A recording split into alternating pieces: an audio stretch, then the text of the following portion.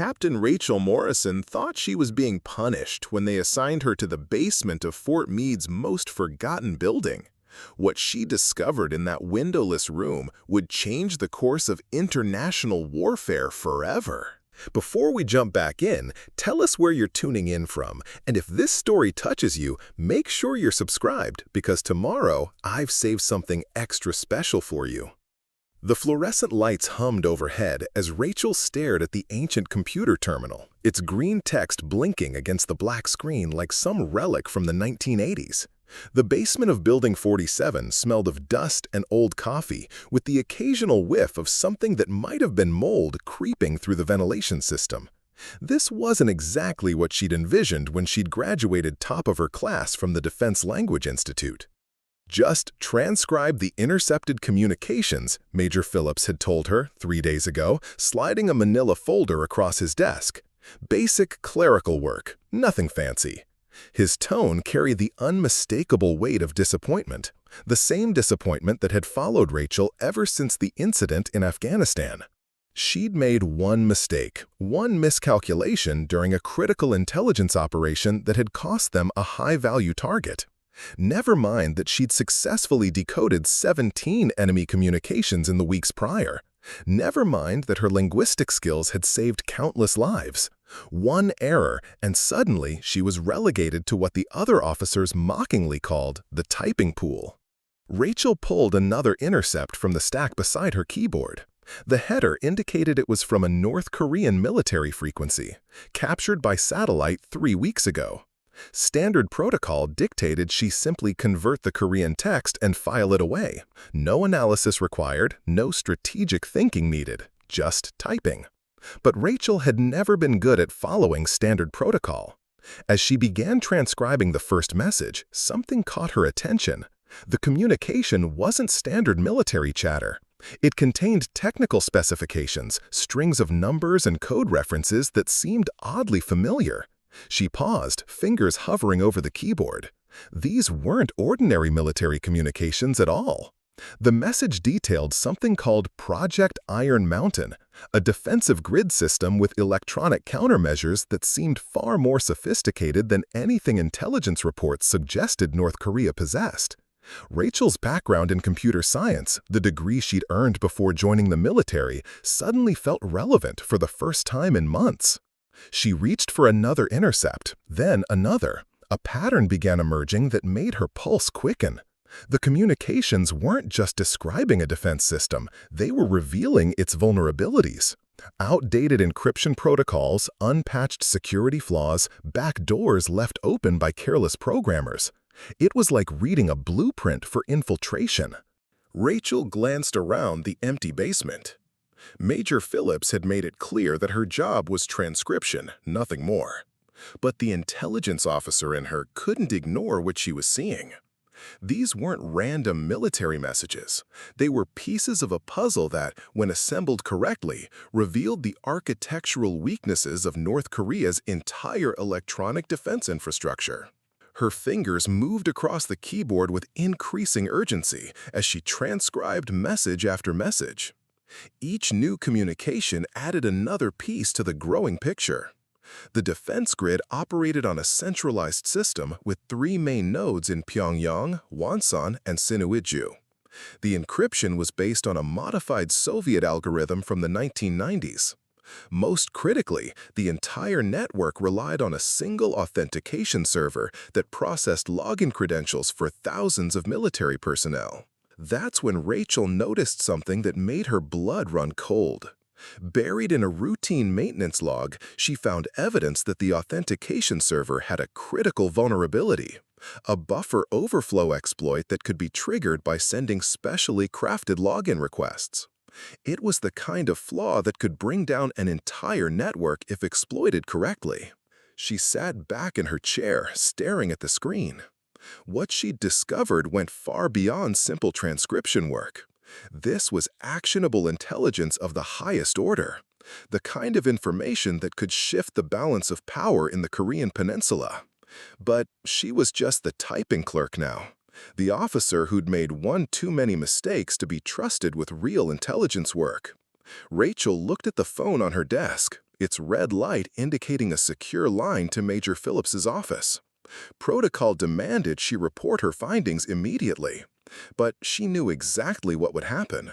Phillips would thank her for the transcription, file her report, and hand the real analysis over to someone else, someone who hadn't made critical errors in the field. Instead, she turned back to her computer and opened a new document. If the military wouldn't let her be an intelligence analyst, she'd do the analysis anyway. She began correlating the intercepts, cross-referencing technical specifications, and building a comprehensive map of North Korea's defense network. Her fingers flew across the keyboard as she documented every vulnerability, every potential entry point, every weakness she could identify. Hours passed in the windowless basement. Rachel worked through lunch, through dinner, through the changing of the guard shifts upstairs. The ancient coffee maker in the corner had long since run dry, but she barely noticed. She was deep in the zone, that familiar state where her mind processed information at lightning speed, making connections that others might miss. By the time she finally looked up, it was past midnight. The building above was silent except for the night security patrol. Rachel saved her work to an encrypted drive and locked it in her desk drawer. Tomorrow, she'd decide what to do with what she'd discovered. She had no idea that her unauthorized analysis would soon trigger the most significant cyber warfare operation in military history. As Rachel gathered her things and prepared to leave, she noticed one final message in the stack, a communication that had arrived just hours ago. It was different from the others, containing what appeared to be test schedules for the defense grid. According to The Intercept, North Korea was planning a comprehensive system test in exactly 72 hours. A system test meant the entire network would be active and vulnerable. Every node, every server, every authentication protocol would be online simultaneously. It was the perfect opportunity for a coordinated attack if someone knew exactly how to exploit the vulnerabilities Rachel had spent the day documenting. She stood in the doorway of the basement office, one hand on the light switch. The smart move was to walk away, file her transcriptions, and let someone else handle the analysis. That's what a good soldier would do. That's what someone who'd learned from their mistakes would do. But Rachel Morrison had never been good at walking away from a challenge. She flicked off the lights and headed for the elevator, her mind already racing with possibilities. In 72 hours, she might have the chance to prove that her mistake in Afghanistan was just that, a mistake, not a pattern, not a character flaw, just one bad decision that didn't define her abilities. The elevator doors closed with a soft ding, carrying her up toward a decision that would change everything. Rachel's apartment was a sparse one-bedroom unit 20 minutes from base, the kind of temporary housing that screamed military officer waiting for reassignment. She dropped her keys on the kitchen counter and immediately fired up her personal laptop, her mind still churning with the implications of what she'd discovered. The smart thing would be to sleep on it, present her findings to Major Phillips in the morning through proper channels. But Rachel had learned the hard way that proper channels had a way of burying inconvenient truths, especially when they came from officers who'd already fallen out of favor. She opened her secure communication software and scrolled through her contacts until she found the name she was looking for: Lieutenant Colonel Sarah Chen, her former commanding officer from the Defense Language Institute. Chen had been reassigned to Cyber Command 6 months ago, and more importantly, she was one of the few officers who still believed Rachel's career could be salvaged. The message she typed was carefully worded. Sarah, need to discuss some intercept analysis I've been working on, time sensitive. Can we talk? The reply came within minutes. Video call in 10. Use the secure channel. Rachel's laptop chimed exactly 10 minutes later.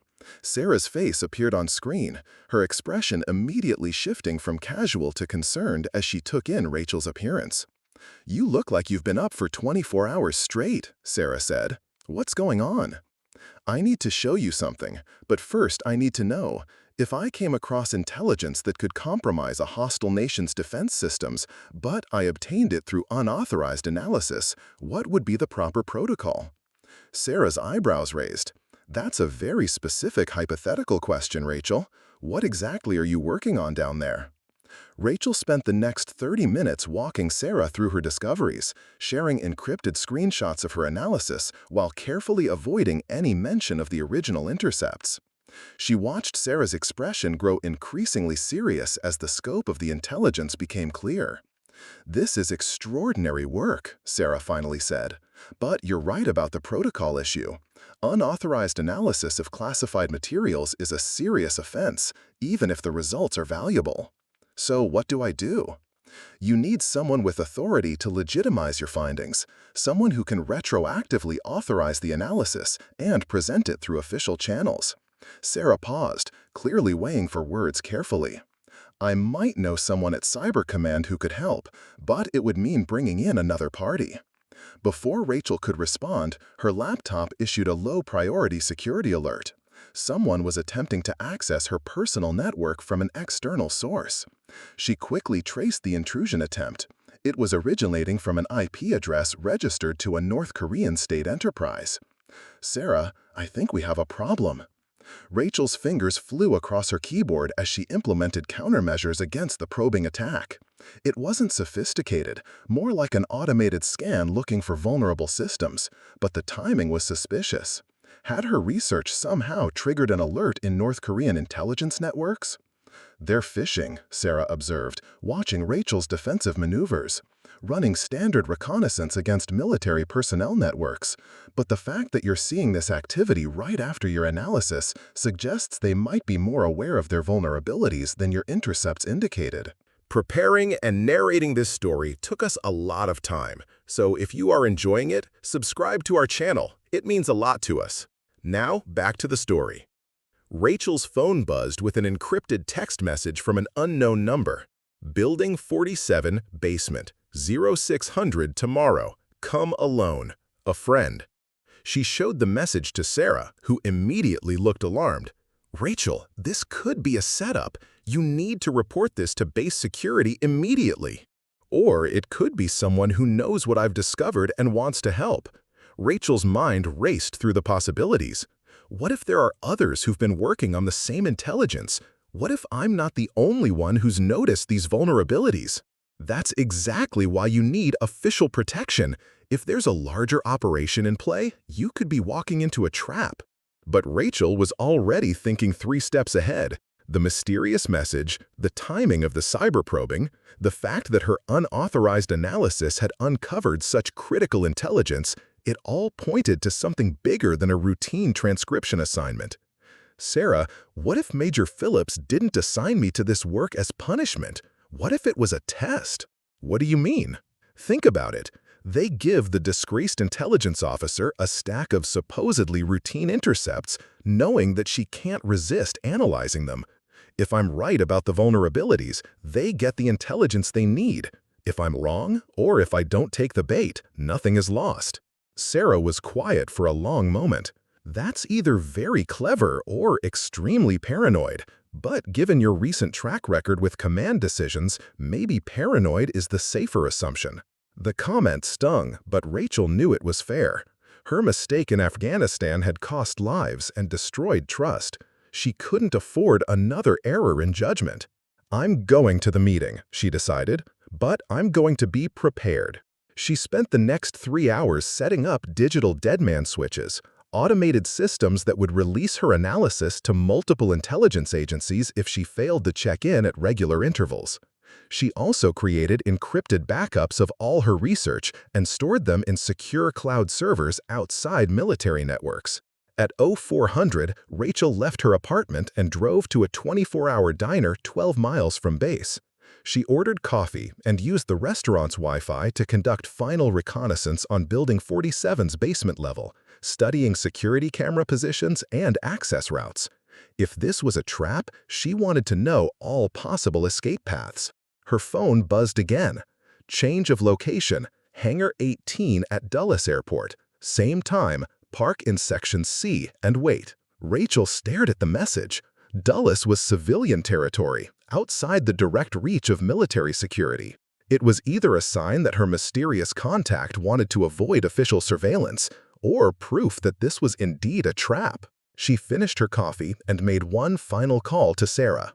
"If I don't check in every hour starting at 0700, release everything we discussed to Colonel Martinez at Cyber Command." "Rachel, please reconsider this. You're risking everything on a hunch." "I've already lost everything once. I'm not going to lose it again by being passive." As she drove through the pre-dawn darkness toward Dulles Airport, Rachel's mind played through dozens of scenarios. She thought about the officer she'd been before Afghanistan, confident, respected, trusted with critical missions. She thought about the officer she'd become, relegated to basement typing pools, viewed with suspicion by her superiors. But mostly, she thought about the 70-hour countdown that was still ticking away. In less than 3 days, North Korea would conduct a comprehensive test of their defense systems. If her analysis was correct, it would be the perfect opportunity to demonstrate that American intelligence capabilities extended far beyond what their enemies imagined. The question was whether she'd be alive to see it happen. Rachel pulled into Section C of the Dulles parking structure and checked her watch, 0558, 2 minutes early. She turned off her engine and waited, her hand resting on the Glock 19 in her shoulder holster. At exactly 0600, a figure approached her car from the shadows between 2 concrete pillars. The figure that emerged from the shadows was not what Rachel had expected. Instead of a mysterious intelligence operative or potential enemy agent, she found herself face-to-face with Dr. Amanda Fletcher, a cybersecurity specialist she recognized from joint briefings at the Pentagon. Fletcher's reputation preceded her. A former NSA cryptographer who'd transitioned to private consulting work for the Department of Defense. "Captain Morrison," Fletcher said, sliding into the passenger seat without invitation, "I apologize for the theatrical meeting location, but what we need to discuss requires absolute privacy." Rachel kept her hand near her weapon, studying Fletcher's calm demeanor. "How do you know about my work?" "Because I'm the one who recommended you for the assignment." Fletcher pulled out a tablet and showed Rachel a classified document with her own photograph attached. "Operation Silent Thunder has been in planning for 18 months. We needed someone with your specific skill set, linguistic expertise, computer science background, and most importantly, someone who wouldn't ask questions about why they were analyzing routine intercepts." The revelation hit Rachel like a physical blow. So this was never about punishment for Afghanistan. Your mistake in Afghanistan was unfortunate, but it also provided perfect cover. No one questions why a disgraced officer gets assigned to basement transcription work. It allowed us to position you exactly where we needed you without drawing attention from either our allies or our adversaries. Rachel's mind raced through the implications. "You've been monitoring my analysis. Every keystroke, every connection you made, every vulnerability you identified. Your work has been remarkable. You found weaknesses in their system that our best analysts missed during months of conventional intelligence gathering." Fletcher swiped to a new screen on her tablet, showing a real-time map of North Korean military installations. "But we have a problem. Our sources indicate that North Korean intelligence has become aware of potential security vulnerabilities in their defense grid. They've moved up their system test to tomorrow morning, 36 hours ahead of schedule." The accelerated timeline changed everything. Rachel had been counting on having more time to refine her analysis, to identify additional entry points and potential countermeasures. Now they were facing a compressed operational window that left no room for error. "What exactly do you need from me?" Fletcher's expression grew grave. "We need you to write the code." "What code?" "The exploit that will penetrate their defense grid during tomorrow's test. Your analysis identified the vulnerabilities, but we need someone who understands both their system architecture and their linguistic patterns to craft an attack that can bypass their countermeasures." Rachel stared at the tablet screen, watching red dots that represented North Korean military installations pulse like a heartbeat across the digital map. The magnitude of what Fletcher was asking began to sink in. This wasn't just intelligence gathering anymore. This was active cyber warfare. "You want me to launch an attack on a foreign nation's defense systems? I want you to complete the mission you've already started." Fletcher's voice carried the weight of authority that Rachel remembered from her briefings. The intelligence you've gathered is worthless unless we can act on it. And the window for action closes in less than 24 hours. Rachel thought about her conversation with Sarah Chen, about the careful warnings to follow proper protocols and avoid unauthorized activities. But she also thought about the months of being sidelined, of watching other officers handle missions she was better qualified for, of the constant reminder that one mistake had derailed her entire career.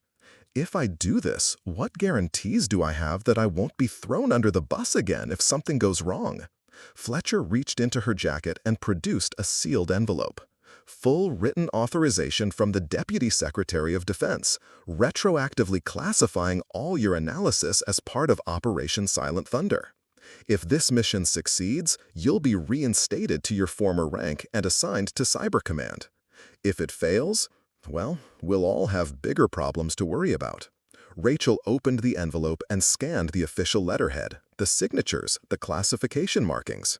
It was legitimate, or at least it appeared to be. But after months of bureaucratic manipulation, she'd learned to be suspicious of documents that seemed too convenient. I need proof that this operation has proper oversight. I want to speak directly with someone in the chain of command. Fletcher checked her watch. Colonel Martinez at Cyber Command is expecting your call in exactly 10 minutes. He'll verify everything I've told you and provide additional operational details. As if on cue, Rachel's secure phone rang. The caller ID showed an encrypted number with the proper Defense Department prefix. She answered cautiously. "Captain Morrison, this is Colonel Martinez. Dr. Fletcher has briefed me on your concerns, and I want to assure you that Operation Silent Thunder has full authorization at the highest levels. Your country needs your skills right now." Rachel recognized Martinez's voice from previous briefings, but verification protocols demanded more. "Sir, I need you to confirm the authorization code for my security clearance reinstatement." Martinez rattled off a 16-digit alphanumeric sequence that matched the code in Fletcher's envelope perfectly. Either this was an elaborate deception involving multiple compromised officials, or the operation was legitimate. Colonel, what's the scope of the mission? Limited penetration of North Korean defense networks during their scheduled test window. Intelligence gathering only. No permanent damage to infrastructure, no harm to personnel. We need to understand their capabilities without revealing our own. The parameters sounded reasonable, but Rachel had learned to read between the lines of military briefings.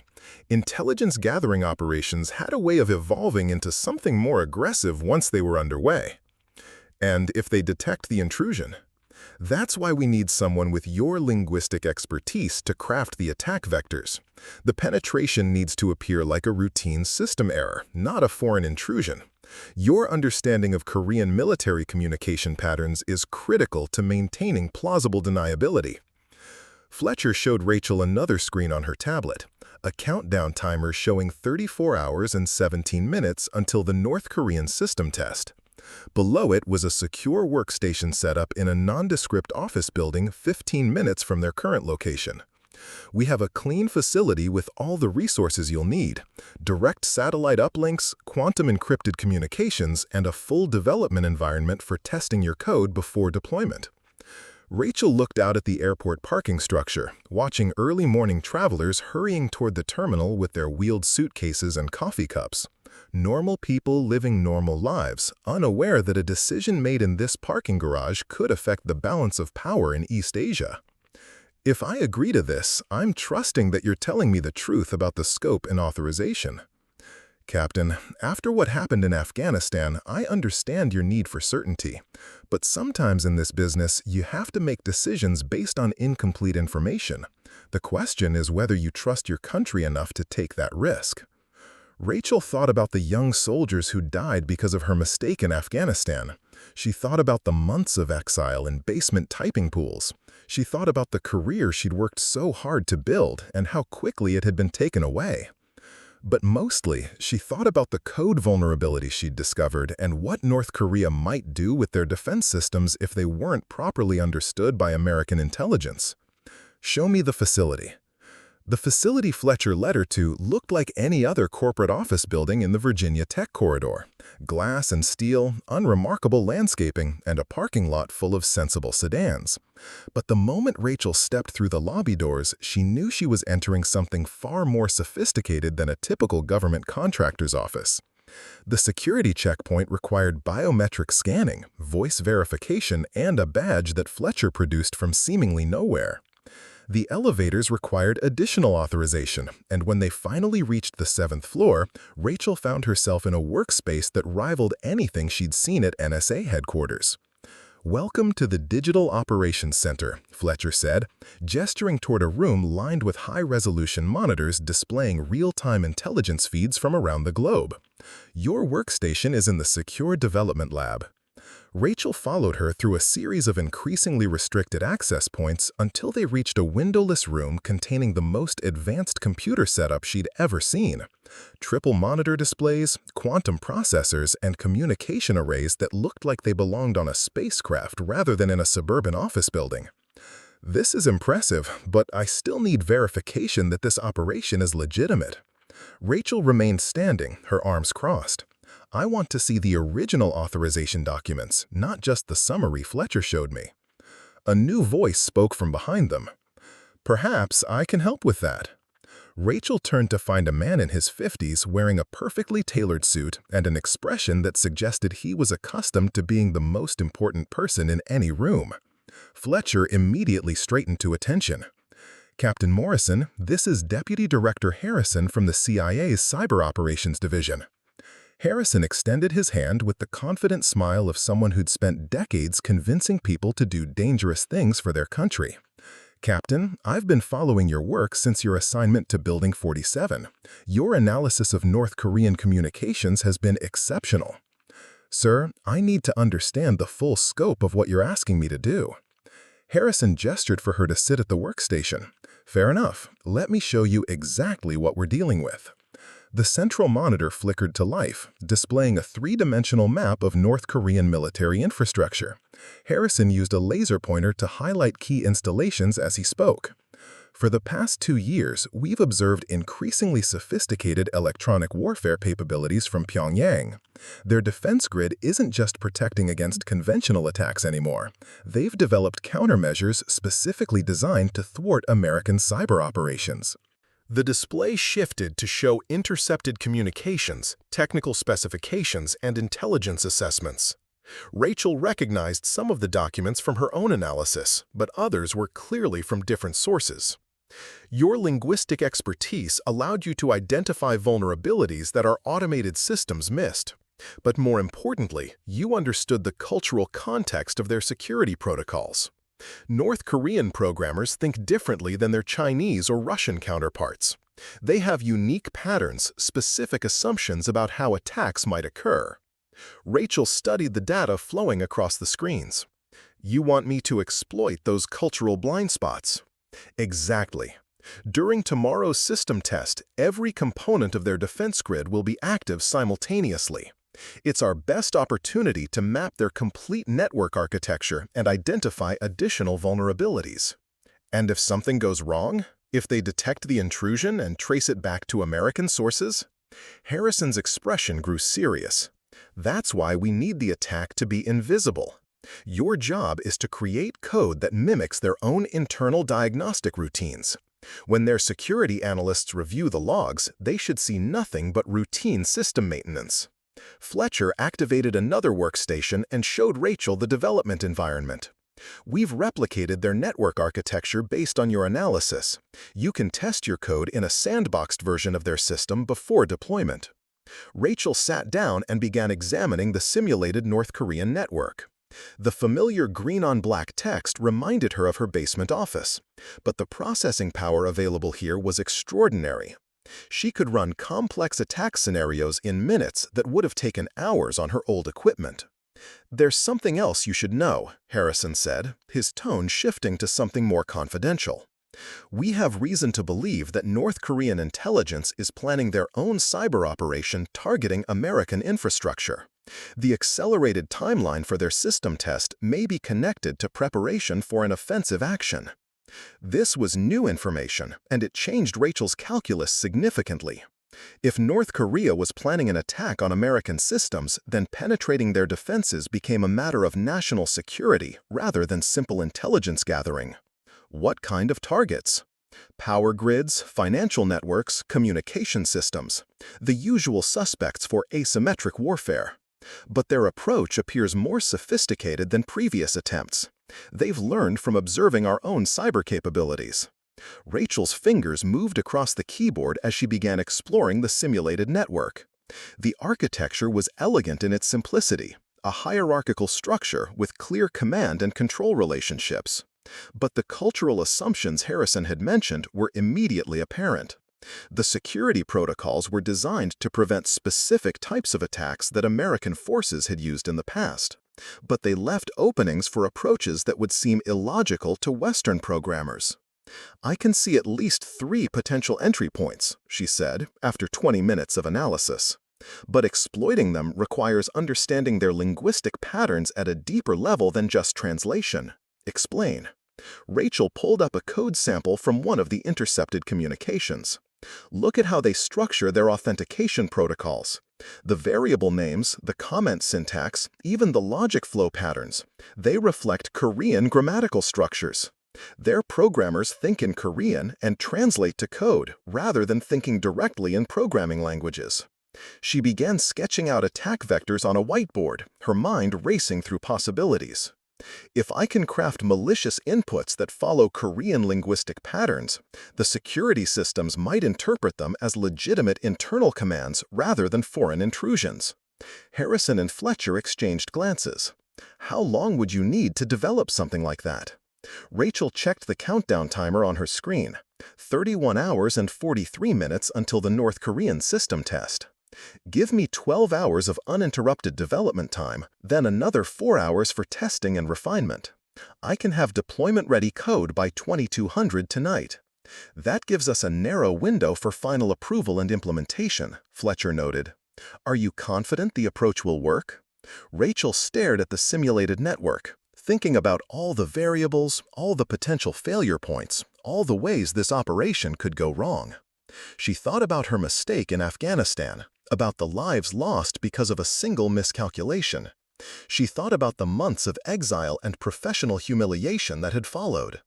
But she also thought about the possibility that North Korea was planning an attack on American systems, and about the unique opportunity to understand their capabilities before they could be used against her own country. "I'm confident I can create the code, but I want real-time communication with you during the operation. If something unexpected happens, I need the authority to abort the mission without waiting for approval up the chain of command." Harrison nodded. "Agreed. You'll have direct communication access to both myself and Colonel Martinez throughout the operation. Your assessment of field conditions takes priority over predetermined mission parameters." Rachel turned back to her workstation and cracked her knuckles. "Then let's get started." As her fingers began dancing across the keyboard, writing the code that would either vindicate her career or destroy it completely, Rachel couldn't shake the feeling that she was about to cross a line from which there would be no return. 12 hours later, Rachel's eyes burned from staring at code, and her fingers moved across the keyboard with the mechanical precision of someone who'd entered a programming trance. Empty coffee cups littered her workstation, and she'd long since stopped noticing the steady hum of the facility's ventilation system. The breakthrough had come at hour 7, when she'd realized that North Korean security protocols used linguistic markers embedded in seemingly random system variables. Their programmers had unconsciously incorporated Korean honorific structures into their code, formal versus informal address patterns that created predictable hierarchies in their authentication systems. "Status report," Fletcher said, appearing beside her workstation with yet another cup of coffee. "I've got 3 separate attack vectors ready for testing." Rachel gestured at her screens, which displayed flowing diagrams of network pathways and code structures. The first exploits their buffer overflow vulnerability using linguistic camouflage. The second targets their authentication server with spoofed internal credentials. The third is a backup plan that mimics their own diagnostic routines. She pulled up a visualization of the simulated North Korean network. But here's what's interesting.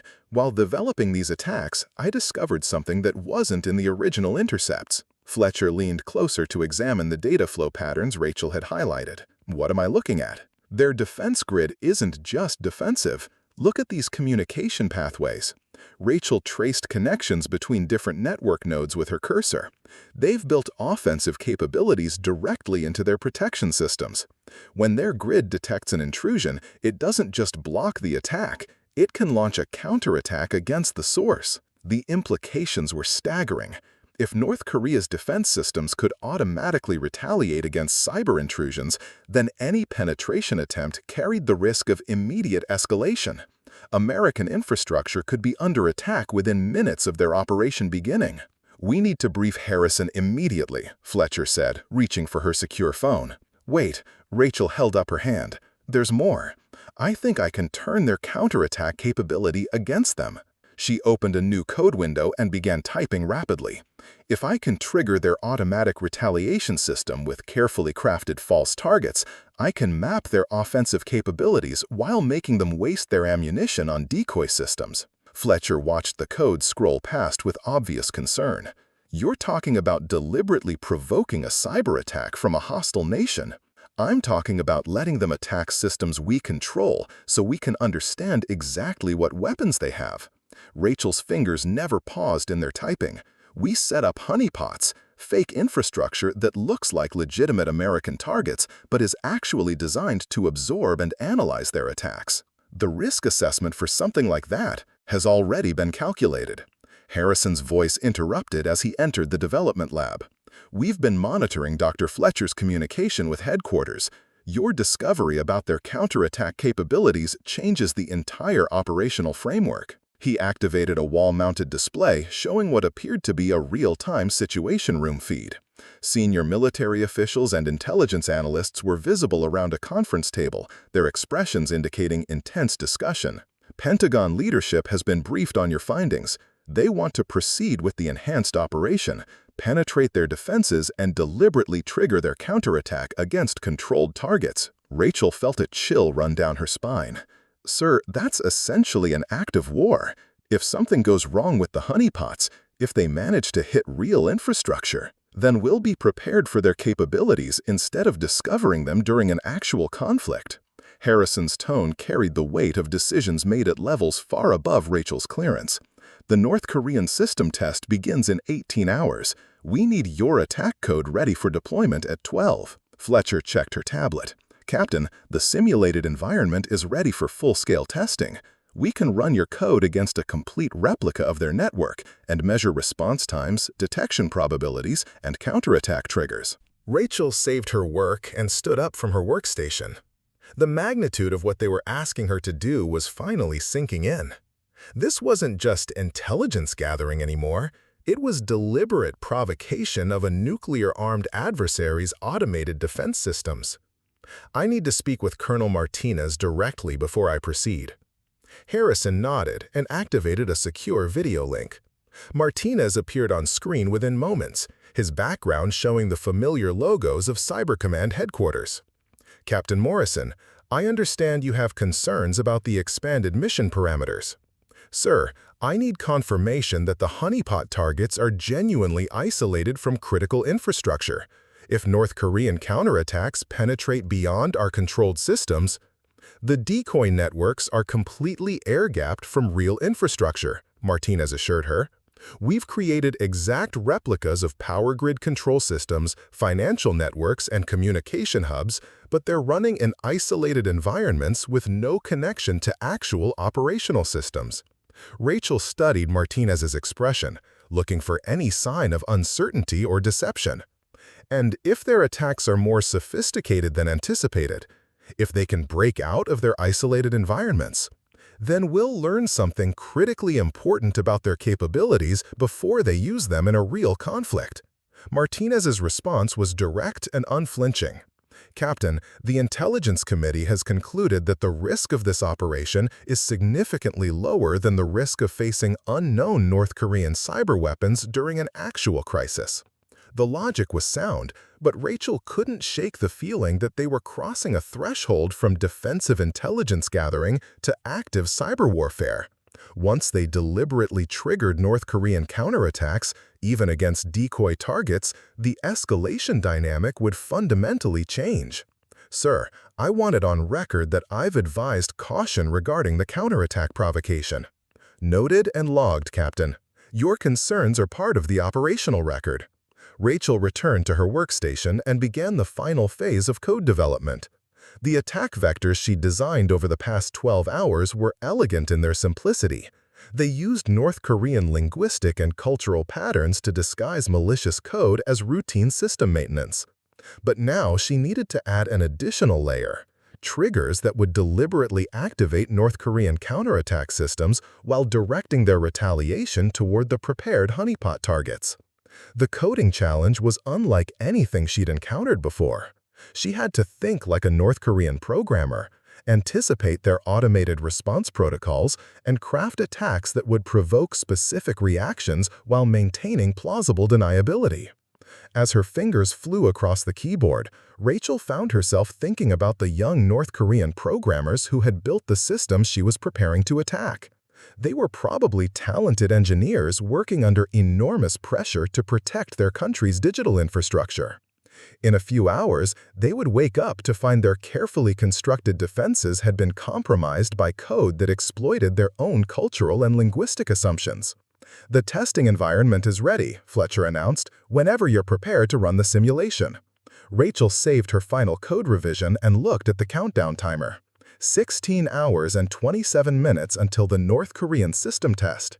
In 12 hours, she would need to decide whether to authorize deployment of the most sophisticated cyber weapon she'd ever created.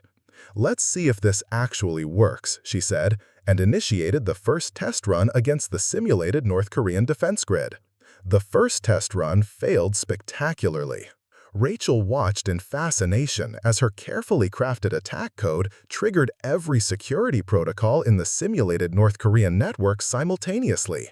Alarms cascaded across her monitoring screens as the virtual defense grid locked down completely, severing all external connections and initiating what appeared to be a nuclear facility emergency protocol. "Well, that's not subtle," Fletcher observed, studying the simulation results. "Their security systems are more paranoid than we anticipated." Rachel was already analyzing the failure patterns, her mind racing through alternative approaches. Look at the response timing. Their automated systems didn't just detect an intrusion, they recognized it as foreign. The linguistic camouflage wasn't deep enough. She pulled up the code that had triggered the lockdown and began identifying the specific elements that had betrayed its American origins. The problem wasn't just translating commands into Korean. She needed to think in Korean computational logic, following thought patterns that were fundamentally different from Western programming paradigms. "Give me 2 hours," Rachel said, her fingers already moving across the keyboard. "I need to rewrite this from the ground up." Harrison appeared at her workstation with an expression of barely controlled urgency. "Captain, we don't have 2 hours for complete rewrites. The North Korean system test has been moved up again. It's now scheduled to begin in 14 hours. Then we'll have to proceed with imperfect code or abort the mission entirely." Rachel didn't look up from her screen. "I won't deploy an attack that's guaranteed to fail and expose our capabilities." "What if we modified the approach?" Fletcher suggested. "Instead of a single penetration attempt, what about a series of smaller probes designed to look like routine external scanning?" Rachel considered the possibility. That could work, but it would require mapping their response thresholds precisely. We'd need to understand exactly how much activity they consider normal versus suspicious. She opened a new development window and began sketching out a different attack strategy. Instead of one sophisticated penetration, she would create dozens of small probes that individually appeared harmless but collectively gathered the intelligence they needed.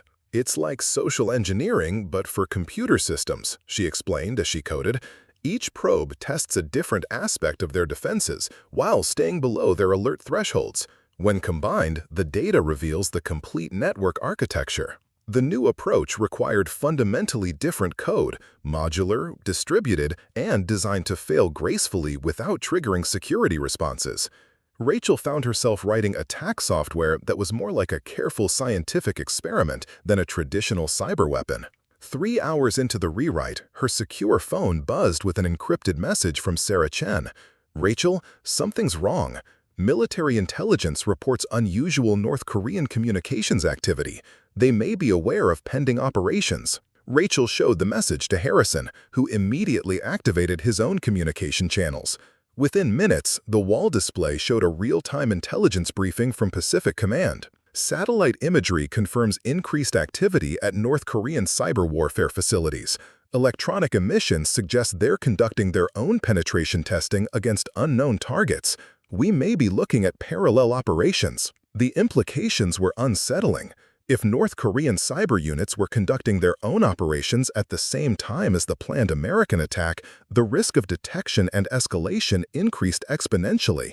Worse, if both sides were probing each other's defenses simultaneously, it could trigger automated responses that neither side intended. "We need real-time coordination with Pacific Command," Rachel said. "If they're running operations while we're penetrating their systems, we could accidentally interfere with each other and cause a diplomatic incident." Fletcher activated another communication channel, connecting them directly to the Pentagon Situation Room. "This is the Digital Operations Center. We need immediate deconfliction with any ongoing North Korean cyber activities." The response came from a voice Rachel didn't recognize.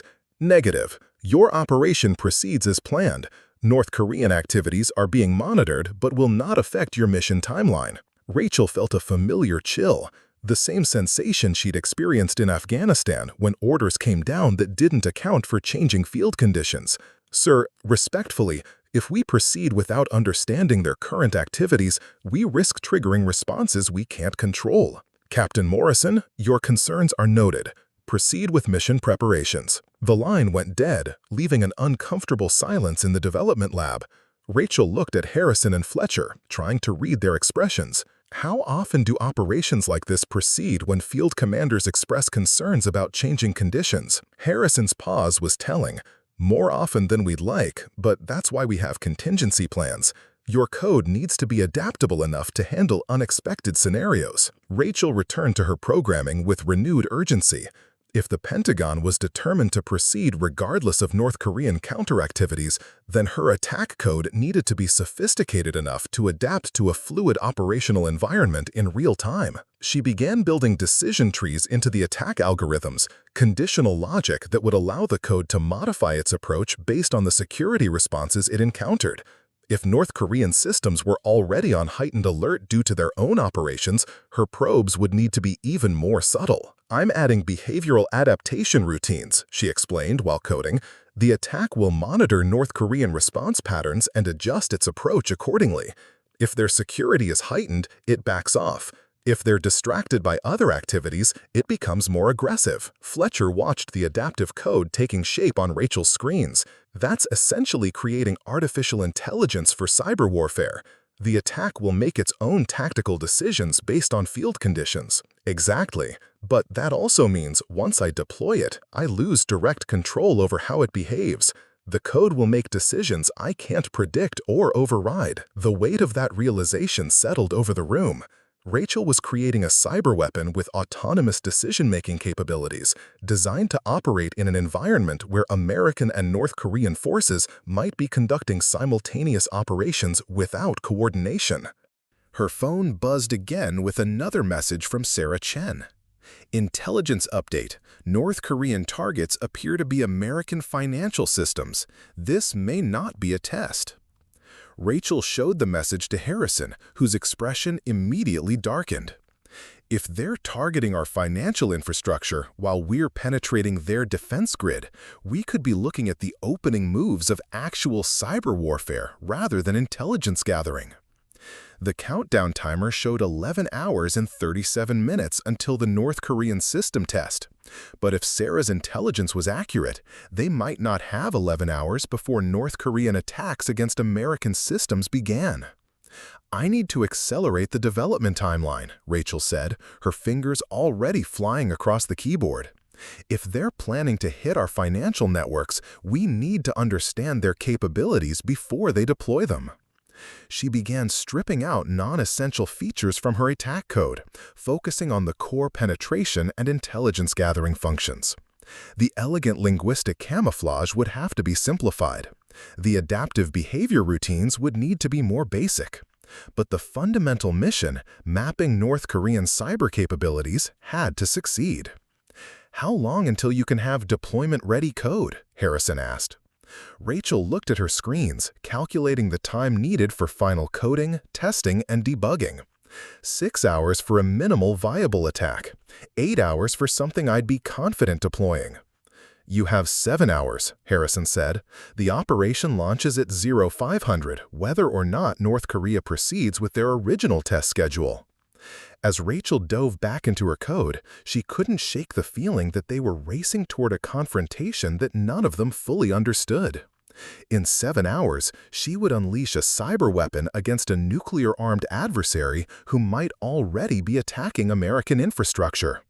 The line between intelligence gathering and warfare had become impossibly blurred. At 0455 hours, Rachel's hands hovered over the keyboard that would launch the most sophisticated cyber attack in military history. 7 hours of frantic coding had produced an adaptive penetration system that could think, learn, and evolve in real time as it encountered North Korean defenses. "All systems green," Fletcher reported from her monitoring station. "Satellite uplinks are stable, honeypot targets are active, and Pentagon Command is standing by." Rachel's secure phone displayed a three-way conference with Harrison, Colonel Martinez, and Deputy Secretary of Defense Williams. Authorization at the highest levels of government. The weight of their collective expectation pressed down on her like a physical force. "Captain Morrison," Secretary Williams' voice crackled through the encrypted connection. "You have authorization to proceed. The nation is counting on your expertise." Rachel looked at her final code one last time. The attack algorithms were elegant, incorporating everything she'd learned about North Korean linguistic patterns, cultural assumptions, and security protocols. But the adaptive AI components made the weapon unpredictable. It would make decisions she couldn't anticipate once it was deployed. "Initiating Operation Silent Thunder," she said, and pressed Enter. The first phase launched silently. Rachel's code began with subtle reconnaissance probes, testing North Korean network boundaries like a cautious animal investigating unfamiliar territory. Her monitoring screens showed data flowing in patterns that looked almost organic. The artificial intelligence was learning the environment before committing to aggressive action. "Initial penetration was successful," Fletcher reported. "Your code is inside their perimeter defenses without triggering alerts." But Rachel was watching something else. Anomalous traffic patterns that suggest North Korean offensive operations were already underway. Her worst fears were being confirmed in real time. Both sides were attacking each other simultaneously. "Harrison, we have a problem. Look at these communication intercepts." Rachel highlighted data streams showing North Korean attack traffic targeting American financial institutions. "They started their operation 3 hours ago. We're not conducting intelligence gathering, we're in the middle of active cyber warfare." Before Harrison could respond, alarms began cascading across Rachel's workstation. Her adaptive attack code had encountered unexpected resistance and was escalating its approach autonomously.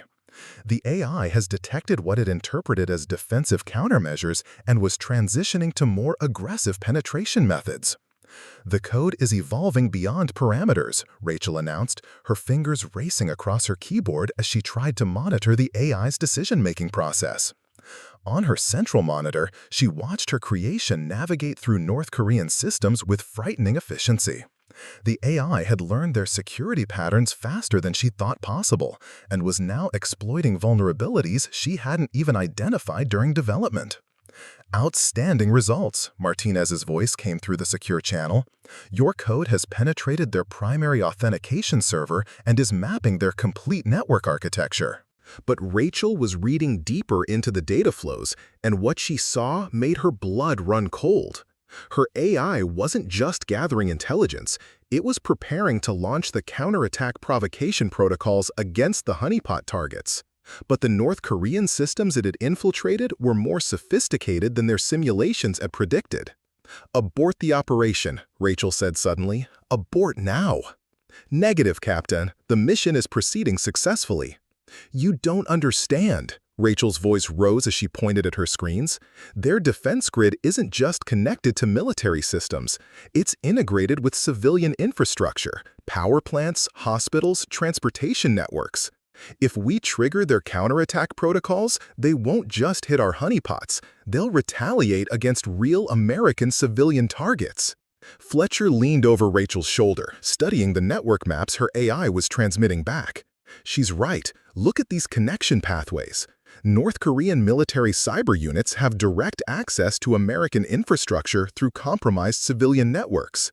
The room fell silent except for the humming of computer systems and the distant sound of traffic from the street below. Rachel watched her AI continue its penetration, moving deeper into North Korean systems while simultaneously mapping the extent of their infiltration into American networks. "Captain Morrison," Secretary Williams' voice came through the secure channel with careful authority. "Can you regain control of your attack code?"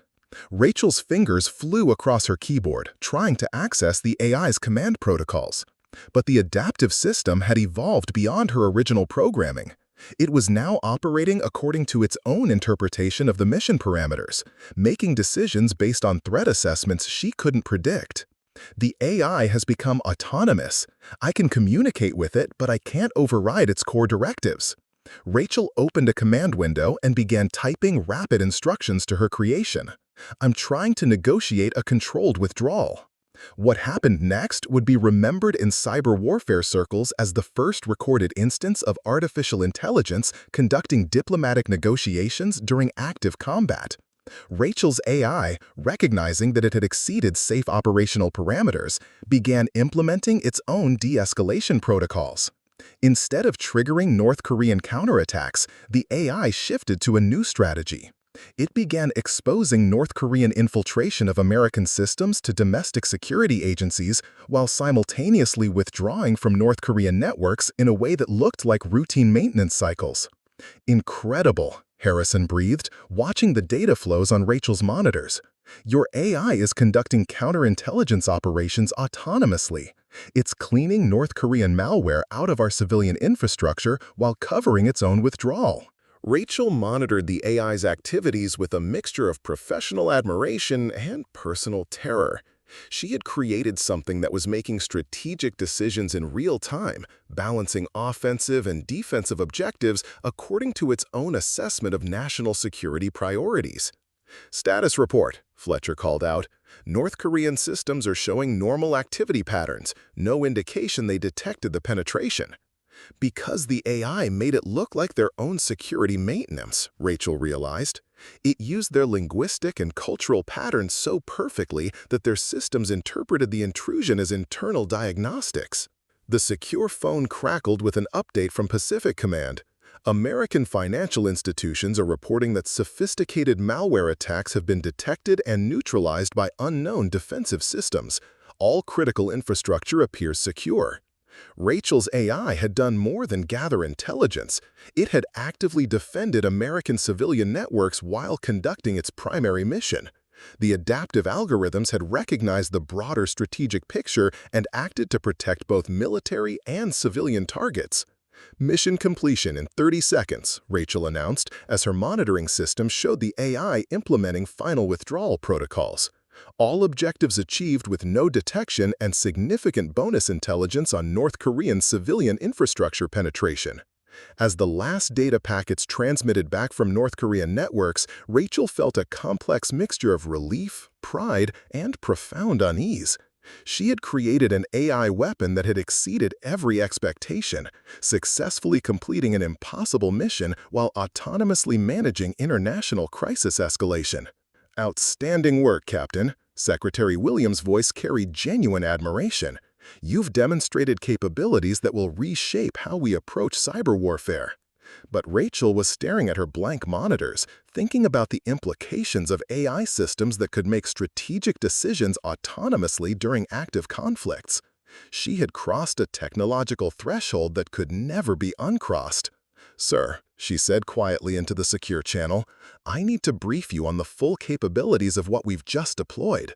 This AI represents a fundamental change in the nature of warfare itself."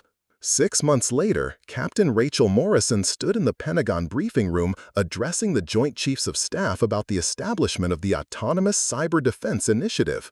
Her mistake in Afghanistan was a distant memory, overshadowed by her role in developing the most sophisticated defensive AI system in military history. But late at night, in her new office at Cyber Command headquarters, Rachel sometimes wondered about the North Korean programmers who had built the systems her AI had so effortlessly penetrated. They were probably still trying to understand how their own networks had defended against attacks they never knew were happening. The age of autonomous cyber warfare had begun, and Rachel Morrison had written its first chapter. Up next, you've got 2 more standout stories right on your screen. If this one hits the mark, you won't want to pass these up. Just click and check them out. And don't forget to subscribe and turn on the notification bell so you don't miss any upload from us.